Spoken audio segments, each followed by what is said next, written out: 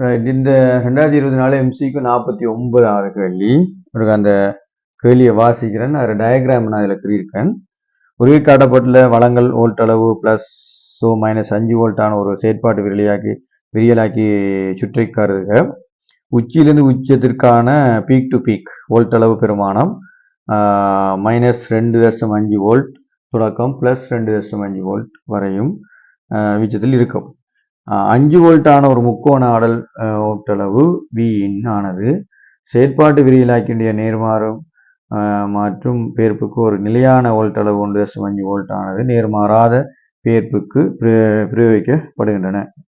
சரிதானே? நேர்மாறாத பெயர்ப்புக்கு பிரயோகிக்கப்படுகின்றன. நேரம் T-உடன் பயப்பு வோல்ட்டளவு V0 மாடலை பின்வற்றில் எது மிகச்சிறந்த விதத்தில் வகைப்படுகிறது. சரி, இப்போ இது என்ன ப்ளஸ்ங்கிற, ஆகவே இதுல இருந்து என்ன செய்யும், நாங்கள் என்ன கொடுக்குறோமோ அது அதண்ட அதே வடிவத்துக்கு வரும். உதாரணமாக நாங்கள் இங்கே என்ன சொல்கிறாங்கன்னா முக்கோண ஆடலோட்டம்னு சொல்லிட்டாங்க. முக்கோண ஆடலோட்டம்ன்றது அவங்க கொடுக்குற ஆடலோட்டமே இப்படித்தான் இருக்கான் கொடுக்குறது. அப்போ நாங்கள் வளமையாக கீறும்போது இப்படி கீறுவோம், ஏன்னா இப்படி ஒரு ஆடலோட்டத்தை கீறுவோம்.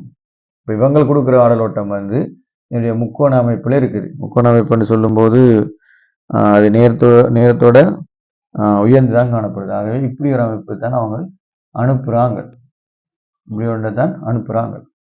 அப்போ இந்த பக்கத்தால் நாங்கள் இப்படி அனுப்பியிருந்தோம்னா இது என்ன நடந்திருக்குன்னா உண்மையாகவே இது இப்படி தான் எங்களுக்கு கிடைச்சிருக்கும். இப்படி அதே மாதிரி கிடைச்சிருக்கும், அதில் எந்த மாற்றமும் இல்லை. பீக் டு பீக்குன்னு சொல்லும்போது நாம் கொடுத்த மேக்சிமத்தை தாண்டியாது, நாங்கள் கொடுத்த மேக்சிமத்தை தாண்டாது, இந்த வோல்ட்டளவு தாண்டாது.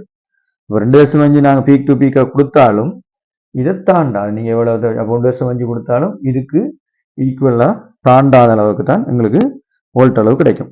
சரி, அடுத்தது இப்போ கேள்வி அது இல்லை. கேள்வி சந்தேகங்களுக்கு இங்கே இந்த இருக்கு, இந்த இருக்கு. அப்போ எப்படி தந்திருக்காங்க, இங்கே இப்படி தந்திருக்காங்க, முக்கோணமா இப்படி தந்திருக்காங்க. இப்படி போகுது, எவ்வளவுக்கு போகுது, அது 2.5 to 2.5.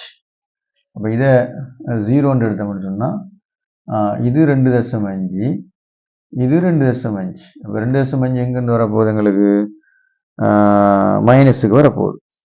சம்திங் மைனஸ் வரப்போ -2.5 இதில் ஒரு -2.5 +2.5 இங்கே வரும்.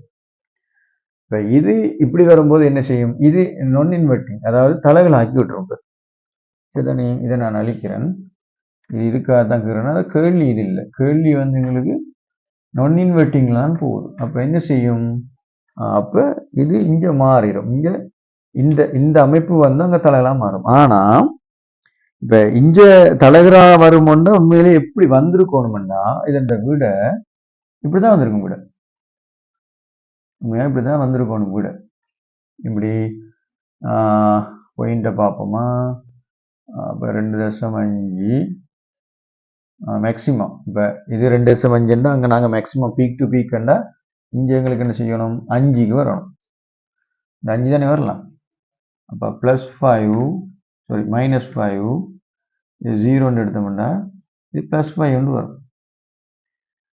அப்போ இங்கே புள்ளி எடுத்தோம்னா, இதில் புள்ளி எடுத்தோம்னா இது இப்படி பிறகு இப்படி விரியலாக்கம் தானே, பிறகு இப்படி இப்படி போகும். இதான் இங்கே நாங்கள் கொடுத்தா அங்கே கிடைக்கிற விளைவாக இருக்கும்.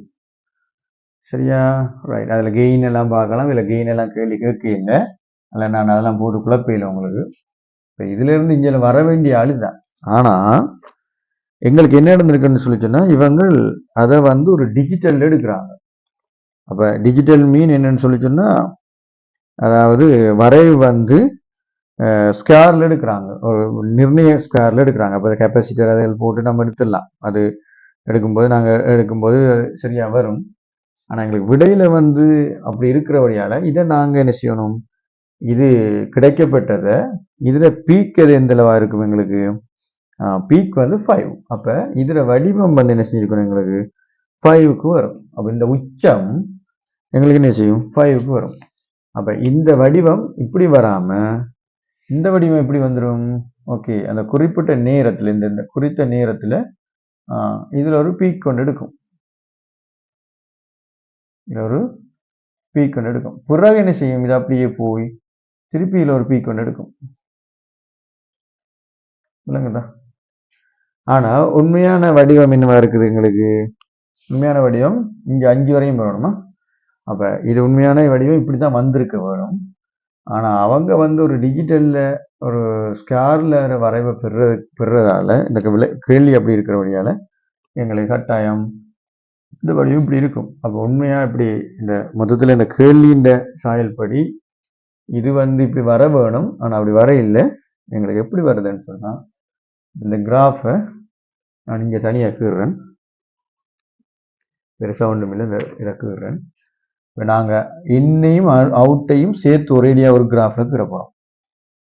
இப்போ இன்னையும் அவுட்டையும் கீறப்போகிறோம். அப்போ அதை நான் இதில் 0 எடுக்கிறேன். 0.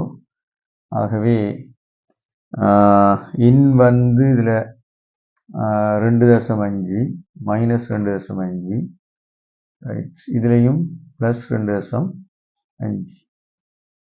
இது 5 போடுறேன் நான் ப்ளஸில். ரைட். இதை 5 போடுறேன் மைனஸில். ஸோ எங்களுக்கு நாங்கள் அனுப்புறது எப்படி இருக்குது? அனுப்புறது ஒன்றும் இல்லை. 0லேருந்து வருதா? ஓகே, 0லேருந்து வரட்டுமே.